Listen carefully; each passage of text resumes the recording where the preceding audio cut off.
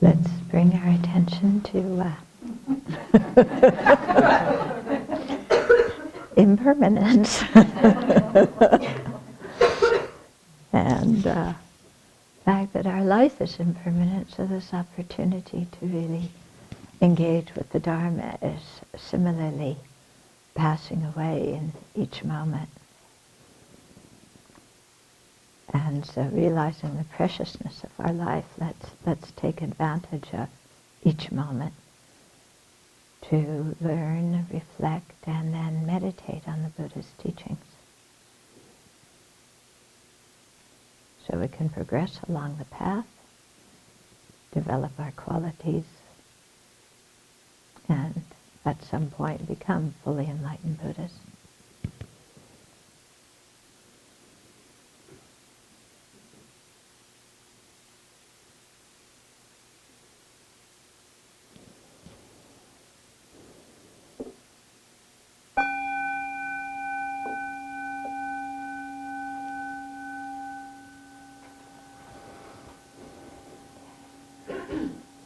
So we've been going through the Bodhisattva precepts as part of the teachings that were going on during the retreat. So some of you have been following it from the beginning, some of you are just walking in the middle today. But if you're one of the latter group, then everything's online, so you can go and catch up and watch all the teachings that came before. Okay, so these are the precepts that one takes when we want to follow the Bodhisattva vehicle, when we have the aspiration to attain full enlightenment for the benefit of all beings. And so when we first generate that aspiration, it's called aspiring bodhicitta, because we're aspiring to Buddhahood. But at a certain point, we want to really engage in the path and create the causes and, do the bodhisattva practices. So that's called engaged bodhicitta, and at that point, then we take the bodhisattva precepts. And so the bodhisattva precepts have 18 root precepts and 48 auxiliary ones. And we've covered the 18 roots. And we are on number 19 of the auxiliary ones. Okay, so in the auxiliary ones, they're divided according to the 6 far-reaching practices. Some of them were to protect us against actions, that prevent generosity, and that then the actions that prevent keeping ethical conduct. So we've covered those 2 sections, and now we're in the middle of, I believe there's 4 of them that are for, help protect us from actions that are opposed to the practice of fortitude or patience. Okay, so particularly, what's the thing opposed to fortitude or patience? Anger. So these are all ones that have to do with anger. So number 17 was responding to verbal abuse, with verbal abuse and so forth. So that applies to 4 actions. When insulted, we insult back. When somebody's angry at us, we get angry back. When they beat us, we beat them back. And when they criticize us, then we criticize them back. Okay, so just the first one has to do with refraining from what we've been taught to do since we were kids, which is if they throw sand at you in the sandbox, throw sand back. Yeah, so we're trying to overcome that habit. Okay. Or maybe we weren't taught that, but we certainly see it emulated or embodied in our. Yeah. I won't talk about any presidential primaries in this having to do with that. But then number 18 is neglecting those who are angry. So neglecting those who are angry with us by not trying to pacify their anger. So that one had to do with if we did something that was rude or obnoxious or whatever, and somebody was upset, then to go and apologize to them. Or even if we didn't do anything, if their mind had invented some kind of story, and they had false information, then to go and talk to them and give them the correct information and somehow try and pacify the situation. In other words, not just say, oh, somebody's mad at me, forget it, I don't care, But here it's out of genuine care that we go and try and clear the thing up with the other person, not because we're trying to be a people pleaser or, take care of our reputation out of attachment, something like that. So now we're on number 19. Chandra Goman calls it not accepting others' apologies. Okay, so here the same, refusing to accept the apologies of others. So, it's like somebody's mean and nasty, or they betrayed our trust, or they were really mean, and we're like really mad, and I'm never going to forgive them, and then they finally come and apologize, and we say, no. Right? Yeah. I'm not forgiving you after what you did to me. Anybody here done that?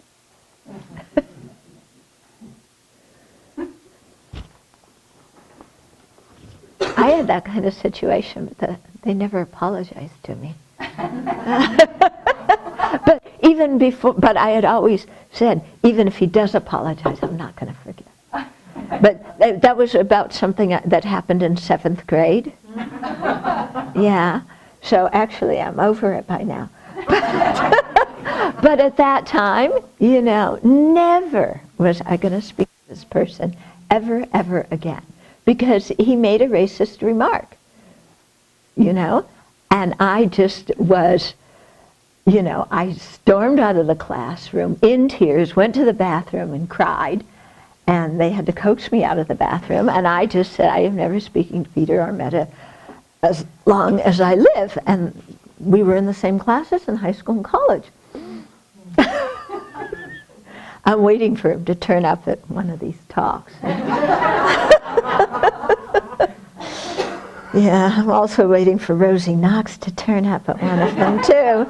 She was the girl that I got kicked out of our group in 6th grade, So, all these kinds of things that, terrible things that you did to other people or they did to you, or, So anyway, I don't hold anything against Peter nowadays.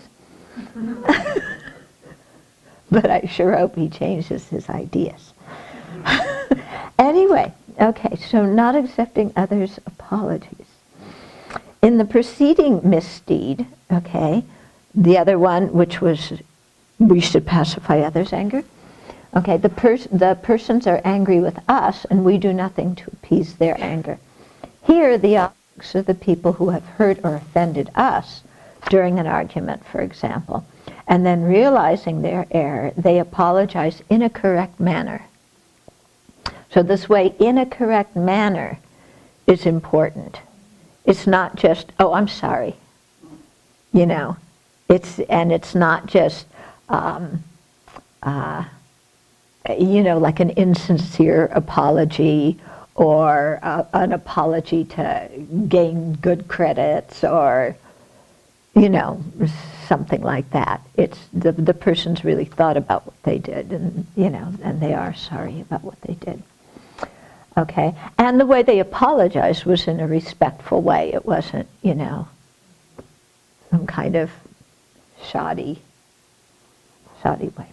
Okay, but we decline to accept the apology because we refuse to give up our own feelings of anger and forgive them. So we are holding on to our anger because this is our identity, and that's it. When we reject the apology out of animosity or ill will, the misdeed is associated with afflictions. when we harbor no manifest feelings of animosity or ill will, but for lack of patience still do not want to accept their apology, it is a misdeed dissociated from afflictions. Can you think of a situation where you have no manifest feelings of animosity or ill will, but still for lack of patience don't want to accept their apology? What would an example of that be? Lack of patience would be anger or ill will, wouldn't it? Yeah, that's what it seems like to me. Maybe if somebody wanted to apologize and you didn't take the time to listen to it, you didn't have any, animosity anymore, but it's like, I don't have time. Maybe Just you were kind of hurrying blow to 'em get off. some other place. Huh? Maybe you were hurrying to get some other place. Place? Yeah, time. Yeah, and don't have it. Would that be a correct way of doing it? Oh, no. Yeah, that's true. If, somebody grabs you when you're on the way somewhere. What if somebody apologizes a lot?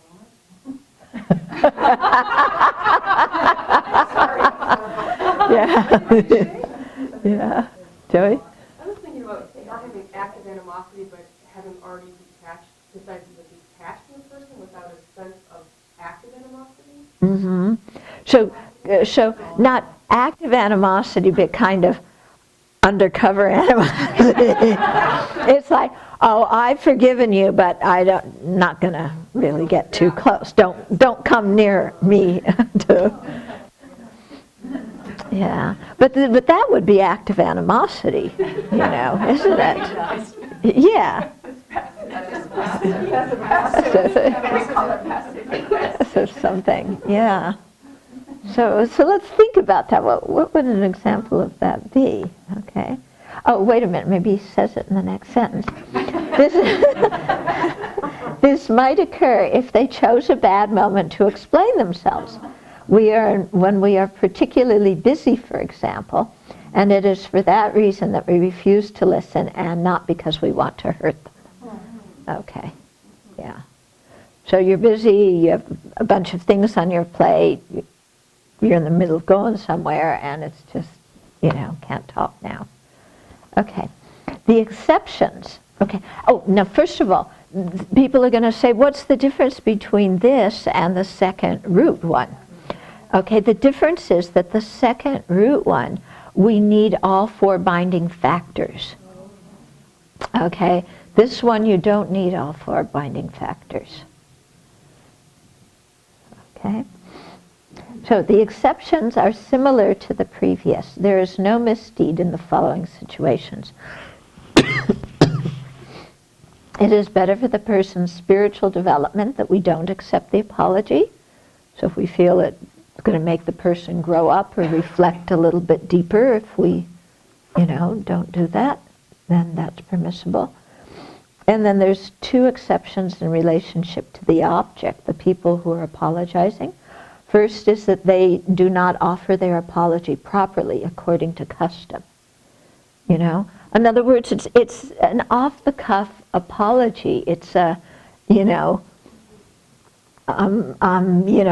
writing you a two-line email, saying, yeah, I'm sorry for what happened, but, the person doesn't, you don't see any sincerity in it.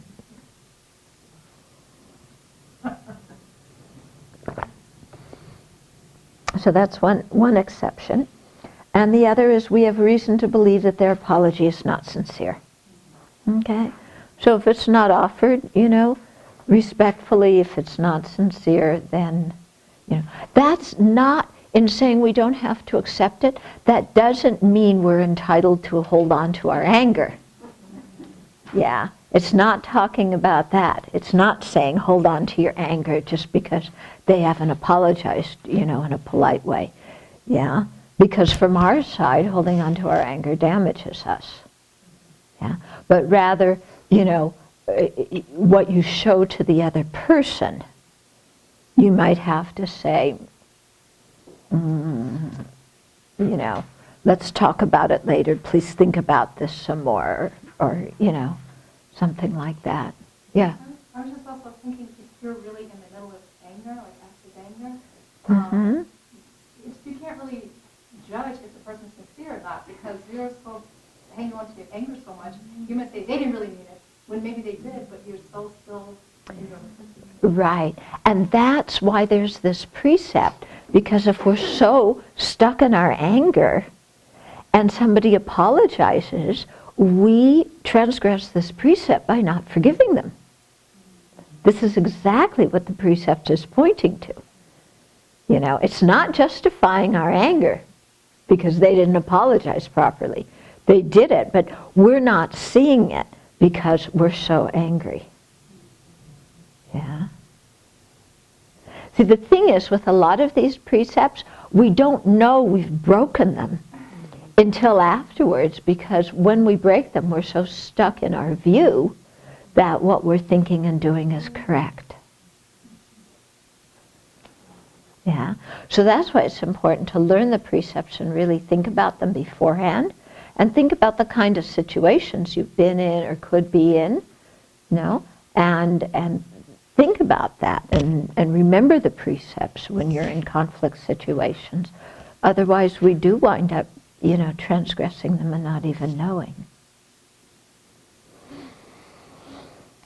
Okay, then number 20 is maintaining angry thoughts.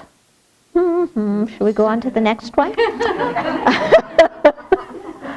Okay, so you remember when we had generosity, there was a precept about not doing anything to counteract our thoughts of attachment. So this is the same one regarding anger, not doing anything to counteract our angry thoughts. Okay, so here it says, this one says acting out thoughts of anger, and this is just maintaining the thoughts of anger. This fault consists of not applying the antidotes to anger. Yeah. You know how sometimes when you're really mad, you don't even think of the antidotes, do you? You know, we're so imbued with our righteousness and how we're right and they're wrong, that we don't even see this as a case of anger that needs antidotes. We see it as a case of, you know, they've done something to me and I'm going to retaliate, and because that's what they deserve. So that was 2 precepts ago, you know. But, you know, so often we don't even think of this thing, that, you know, we're angry. We just are stuck in the middle of it, that's all. Yeah. But the thing is that after you've, you know, teachings enough and done enough meditation, there's, you know, when you begin to see your own anger and sense your own anger, then there's this little nagging feeling in the back of the mind that says, you're angry. You're angry. This is a non-virtuous state. Shut up. But that's what, you know, it's kind of, this little voice in there saying, sister, you're angry. Yeah. So that's good, you know, the fact that we're able to detect our anger. And so sometimes we detect it because of the feelings in our body. Stomach is tight, heart is beating, you know. Or you can see, sometimes I can call it a particular flavor in the mind, or you might call it a mood. When we're in a bad mood, there's basically low-grade anger, isn't there? Isn't that what a bad mood is?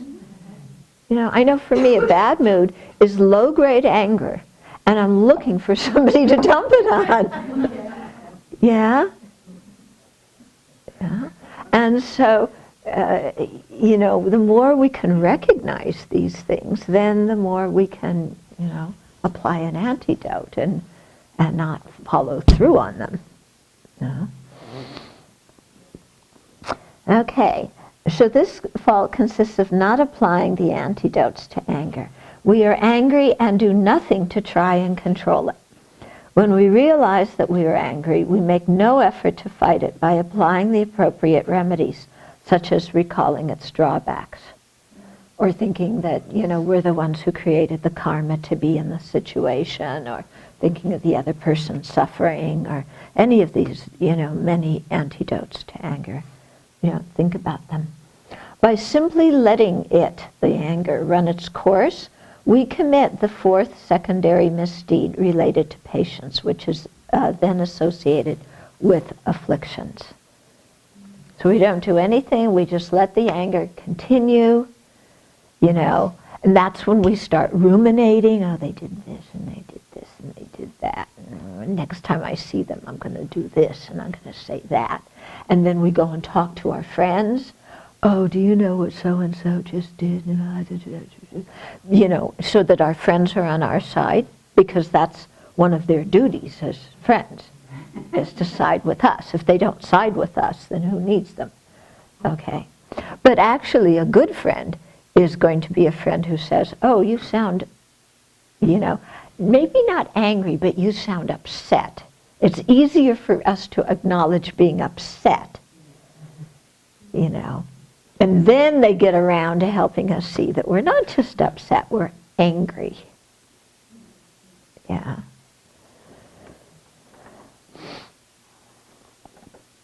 Okay. If we sincerely try to stop the flow of our anger but do not succeed, there is no misdeed. The principle is the same as for the second misdeed, maintaining thoughts of desire. As we have tried our best, check the affliction. In the event that we fail, there is no fault. Okay? So just like that one, we try to counteract the anger, but we're still angry, we haven't broken the precept because we've tried. Yeah. So we should always at least try. The first of the four misdeeds, contrary to the practice of patience or fortitude, is failing to resist the temptation to retaliate under four different circumstances. The second is doing nothing to stop the anger that we have provoked in others. The third is refusing to let people placate our anger by accepting their apology. And the fourth is persisting in feeling angry without making the slightest effort to stem our wrath. So these precepts are really something, aren't they? I mean, they're really hitting the nail on the head about what's going on when we're angry. The explanation of the four secondary misdeeds relative to patience or fortitude provides useful guidelines for dealing with a variety of situations in which we frequently find ourselves in our daily lives. If we take the trouble to learn what is taught, perhaps we will no longer be at such a loss to deal with them. Okay? So that's why it's so important to learn these precepts and then contemplate them on the cushion and think of all sorts of different situations in our life where these precepts may apply. And we can start with taking situations from the past where, you know, we just didn't accept somebody's apology, or we didn't apologize to them, or we retaliated, or we kept on with our anger. And think of those situations in the past and then go through them. But now practice the thought training practices, you know, and try and counteract the anger. Because a lot of those situations from the past, we're still angry about now. Yeah, and if you call them up, you can get yourself really revved up. And so take those things out and try, you know, and see how to apply the antidotes now. But then also imagine what it was like in the actual situation and think of, you know, how you can think and practice should a similar kind of situation happen in the future. Yeah. So this is really important for being able to make changes in ourselves, in our lives. Yeah, because if we don't, if we just listen to the teachings on the precept and anger is bad and, you know, forget it, then, and we just keep on going, then so does our anger. Nothing really changes. We just devise better ways to justify it and hide it and say that it's not our fault and, you know, all of our usual tricks. Okay?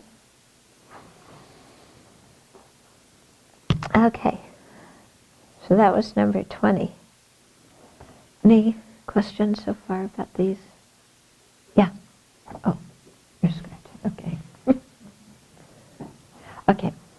So we'll go on. Now we're going to talk about the 3 misdeeds contrary to far-reaching joyous effort. Okay?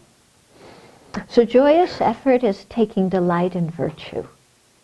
It's the mind that is happy to do virtuous activities. Okay, so number 1 is, or number 21 here, it says, eager for gains and honors, gathering a following. Okay? Or gathering a circle of friends or students because of one's desire for wealth or profit. Okay? So a lot of these Bodhisattva precepts, you can see, they're for people who have been around the Dharma a while. Yeah? So you've been around enough, you know something. Yeah? There's some people who are beginners, and, oh, it'd be so nice to, to be the center of the groupies.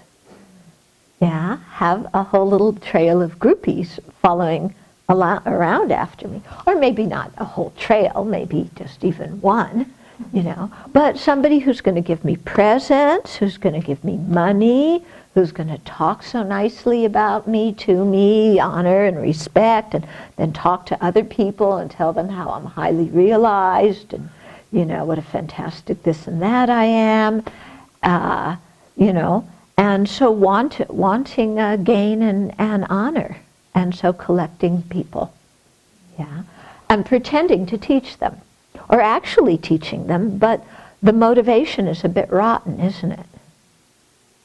Yeah, because when you teach, you're supposed to really sincerely care for the welfare of the people that you're giving, and giving Dharma instructions for.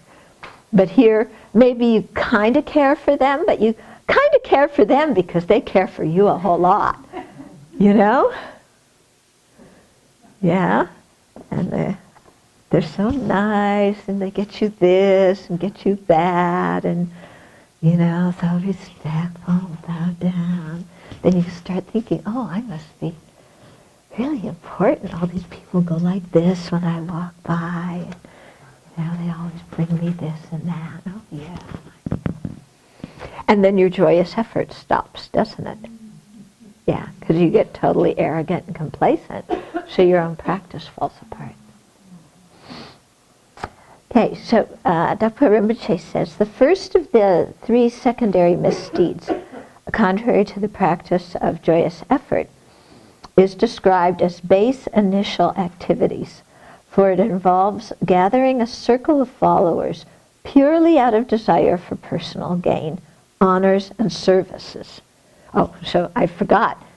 It's not just the honors, and it's not just the gain, it's they serve you, So you have all your little gophers. That's what we call them, the gophers. Go for this, go for that, go for this, go for that, And so they offer you services, and they run around. And you see this, yeah. It's one thing to be a gopher with devotion, and a teacher who's really doing good work and needs the help. But this one is against when your motivation is kind of rotten. Yeah. Okay. Normally we accept followers for their sake and not for ours, because we are concerned for their well-being. Still, we try to attract people, students for example, for the wrong reasons. Since we try to attract people, students for example, for the wrong reasons, the fault is associated with afflictions.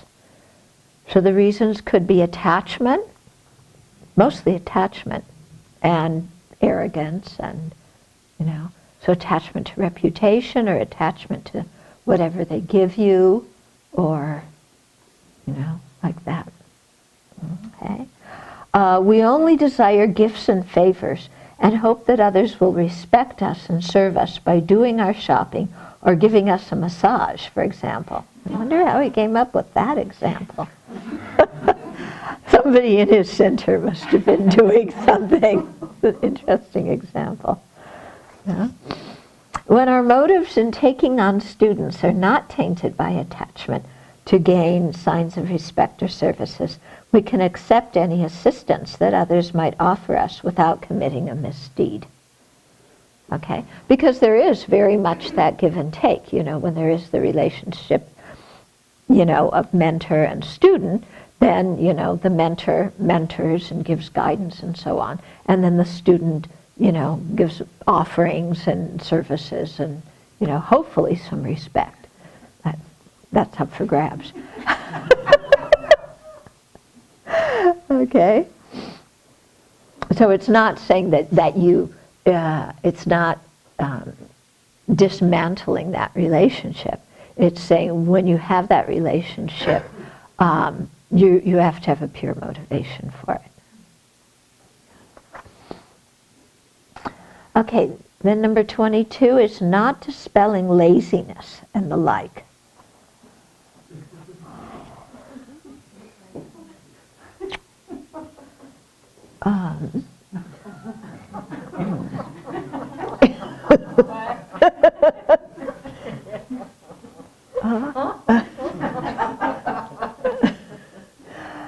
Okay, not dispelling the 3 types of laziness.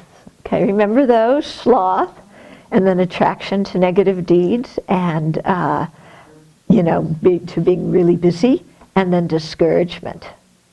Yeah. So not dispelling the 3 kinds of laziness. Yeah.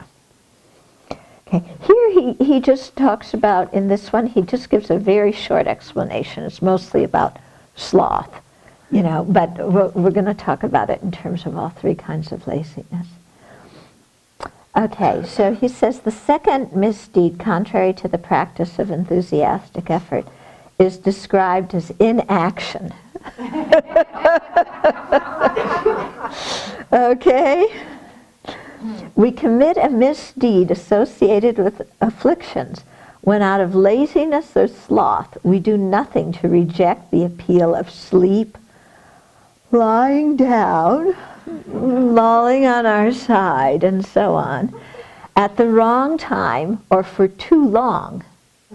Okay, the wrong time is during the day and at the beginning and the end of the night.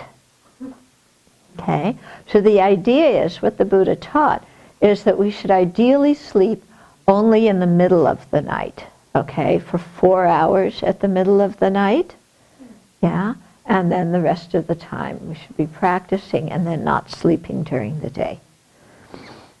Okay? So, and the reason for this isn't that the Buddha's trying to make us miserable. Yeah, the reason is that it's very difficult to get a precious human life.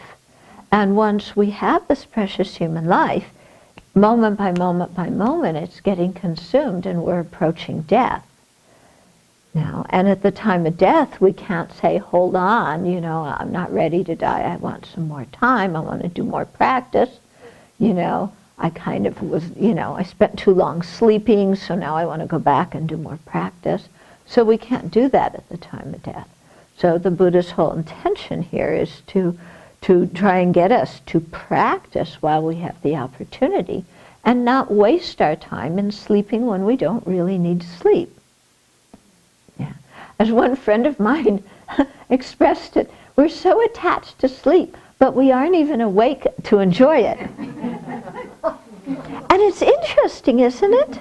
Because when you wake up, whether you wake up after 1 hour or you wake up after 6 or after 10, do you really have, more satisfaction or more happiness?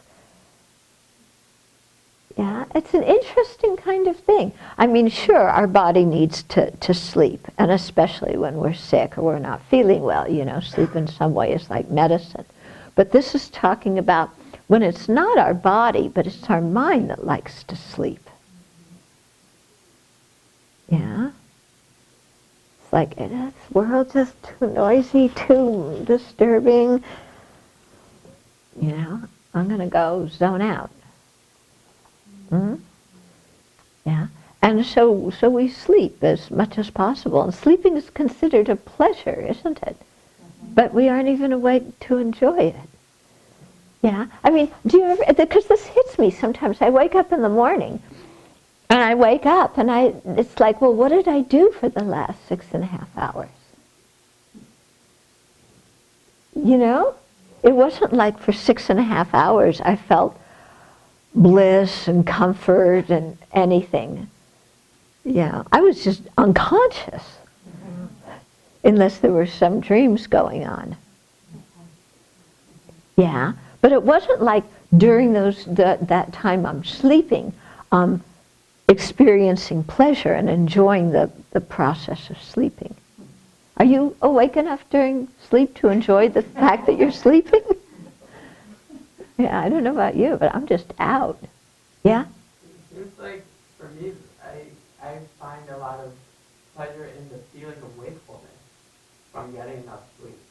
So, like when my mind is like exhausted and I'm falling asleep, that does not feel very pleasant. Right. Okay. That's why I sleep enough. Yeah. So it's true, when our mind is exhausted and we're falling asleep, that's a very unpleasant feeling. Yeah, so sleep removes that kind of unpleasantness. But you can get a certain amount of sleep and wake up and feel refreshed.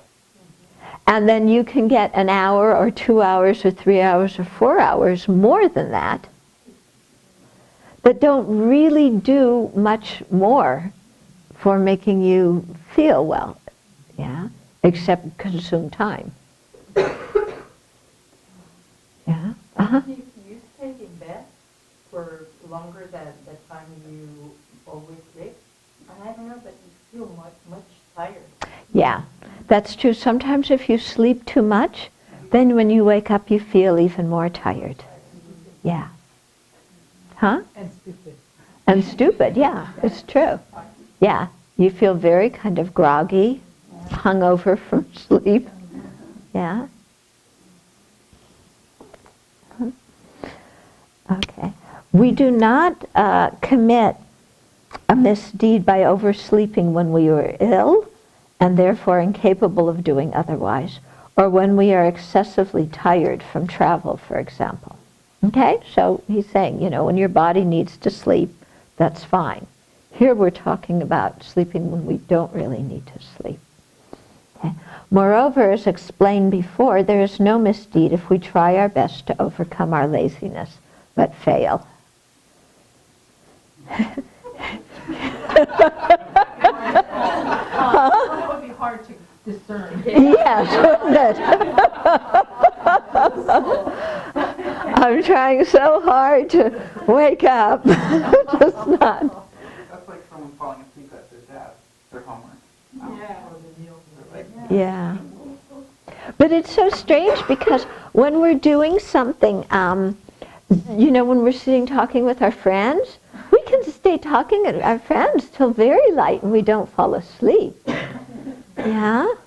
If you're out at a social gathering or if you're watching a really good movie or doing something, you know, don't fall asleep. But to do Dharma, no. We're just out. Yeah. And yet what's more valuable to us at the end of the day, at the end of our life? Yeah? I have a question about that. Mhm. Let's say that you are trying to practice something and you're very, very tired, so you're just like falling off the cushion. So, how do you, like, do you just try to keep going? Or like, kind of like, where's the line between like pushing too much and really trying to stay committed to what you're doing? Okay, so you're on the cushion, you're falling asleep, and you know, do you get off the cushion, go to bed, or do you stay on there, and where's the line between pushing and actively opposing your laziness? Okay, I think first of all we have to learn to discern when we are actually tired from when tiredness is manifesting as a karmic obscuration. Yeah? Because it often happens we get enough sleep, we're fine, but the moment we sit down to meditate, we're falling asleep. So it isn't a question of lacking sleep. Yeah? It's a question of this is one of self-centered thoughts strategies for self-sabotage. So that's the kind of laziness we want to challenge, we don't want to give into.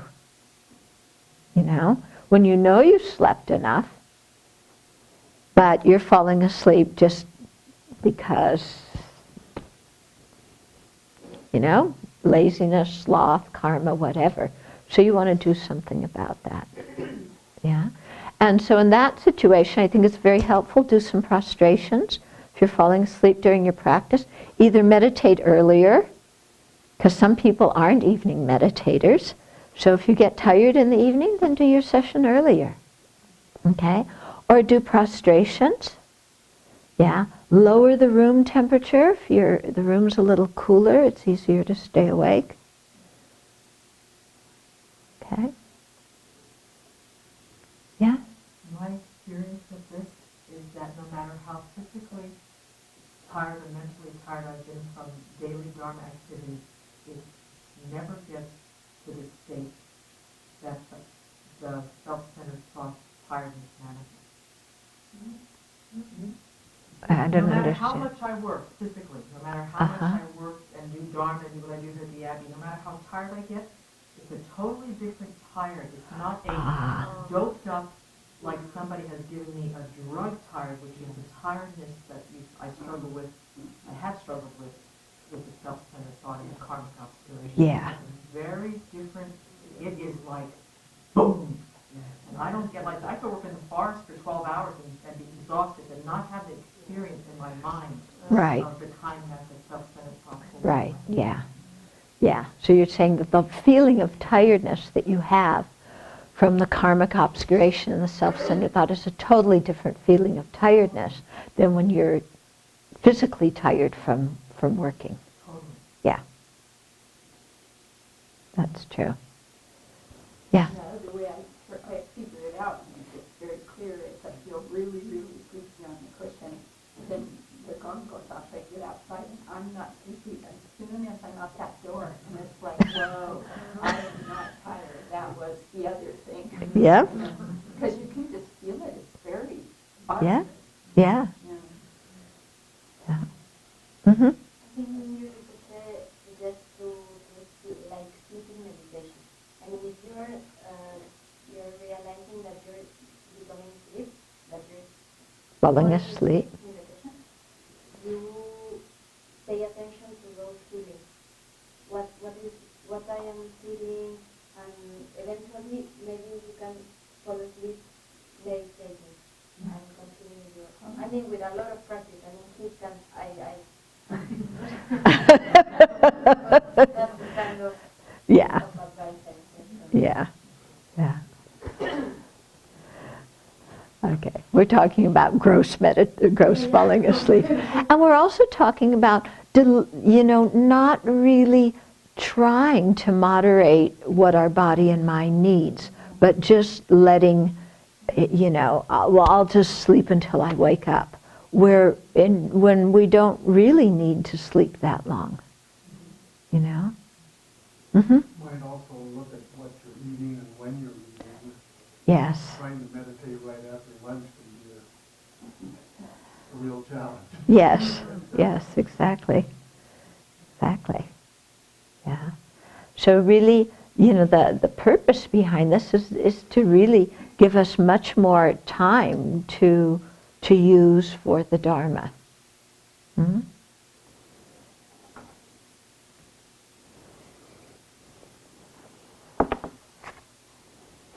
Yeah. So they often recommend that try shortening your sleep by start with 10 minutes. Just sleep 10 minutes less, and see how you do. Yeah. I mean, if you're spending a lot of time sleeping, and this is your precious human life that's going by, so start and see if you can sleep 10 minutes less, and see how you feel, and how you do it. And, your body can get used to it. Yeah. I'm not saying everybody should go down to the 4 hours of sleep that the Buddha recommended, but, if you're really spending a long time sleeping and you don't have as much time to practice and or your mind is just like, I take refuge in sleep, then consider kind of shortening that period and really using your time. Mm-hmm. And the 4 hours left a monk, right? We were living in the forest. So they had the 4 hours that separated for monks who were living in the forest. We had not this kind of life what we are having right now. So many different influences and disturbances. Mm-hmm. So maybe also karmic background. Mm-hmm. Yeah, but we're the ones who create our lives, aren't we? And they had enough. I mean, one of the reasons they had enough disturbing them. They had wild animals and so on and so forth. Yeah. Yeah. I'm sure that could help you stay awake. Yeah. Okay. Where are we? Okay. Well, I won't go on. We'll just talk a little bit, and then I'll continue tomorrow. The second kind of laziness, which actually goes into the next precept. The next precept is like wasting a lot of time in idle talk. But the second kind of laziness has to do with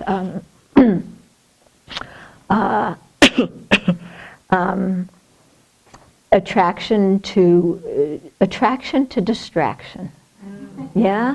It's called being a successful worldly person. Yeah, that's what the second kind of laziness is you are a very successful worldly person. Yeah? You have a life, everybody's always telling you to have a life. So you got your life, and you have your house and your mortgage and your 2.5 kids and your this and your that and and your hobbies and the movies and the TV and maybe you don't have all of these things, but you are very busy with all of your activities, and your calendar is full, and you make appointments with your friends, and then when you meet them, you both sit with your cell phones and you talk to other people, yeah, and tell them how busy you are, but you'll fit them in your schedule, and you make and so we keep ourselves extremely busy with everything but what is going to matter to us at the time of death. Okay? So we have no time to study the Dharma, no time to go to retreats. Yeah, driving across town to the Dharma Center is too long. Yeah, but driving that same distance or longer to the cinema is fine. Yeah. So just, what we have time to do and what we don't have time to do. And so you see some people just keeping themselves extraordinarily busy and not having, any time for their practice. Yeah. So their friends all think they're great. Everybody thinks that they're kind of the ideal person, and, they have their career, and they're this, and their hobbies, and, but they're basically distracted in cyclic existence and not doing anything, that's really going to benefit them or benefit others. So that's considered a kind of laziness. Okay. Yeah? So being too busy is being lazy. Yeah? Being too busy in worldly things is being lazy in the Dharma. Yeah? I was wondering, would also, in terms of this here, it says negative actions, could that also be things like if you're doing things that, not just being busy, but maybe you have negative habits that that really impair your ability to really focus on the Dharma? Like, for instance, maybe you overeat, maybe you, could it be related to the first one about sloth in terms of, maybe you have a habit of, I'm trying to think of something that's not just worldly things, but just how you treat yourself, sabotaging your ability to be able to be awake and pay attention. If you're doing personal things, like maybe overeating, undereating, just old habits. Mm-hmm. Yeah, I see what you're saying. You're asking if old habits that contribute to us either being slothful or being too busy. Yeah. Yeah. Or not having the energy, the actual not having the energy because of the things that you're doing, but it's not being busy, it's just how you're treating yourself. Mm-hmm. Well, it wouldn't, I think that the actual thing is, about the laziness, whether we're counteracting the laziness or not. But if how we're treating ourselves is something that's inducing the laziness, then we should try and counteract that. Yeah. Yeah. Like if you eat a huge meal at 11 o'clock at night and then you go to bed, and then of course you can't get up in the morning, then, that's going to be something that you have to change. That would, I would think would come under this. Yeah. Maybe not totally directly. The directly would be not being able to get up. But what's the cause of it? Well, you're having a big meal at 11 o'clock at night. Uh-huh. I see that second form of laziness as avoidance. It is in a way, yeah. I'll meditate after I check my email, or I want to watch the rest of this movie first. Mm-hmm. I need to phone somebody first. Yeah. And you're inserting little comfortable activities to avoid Doing our practice, yeah. Yeah. We create distraction to be too busy. Yeah, to avoid the practice, yep. Yeah, it's so strange, isn't it? And you can see how self-centered thought is at the root of it. Yeah, because practice is good for us, and self-centered thought is, saying, sabotaging. And always with this commentary that you say, really, I don't have time. Yeah. I think you really can have time, but you always say... Oh, I don't have time. I definitely don't. Definitely don't. Sorry. Yeah.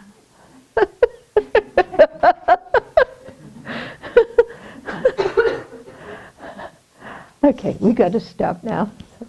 We're back in time for Guy.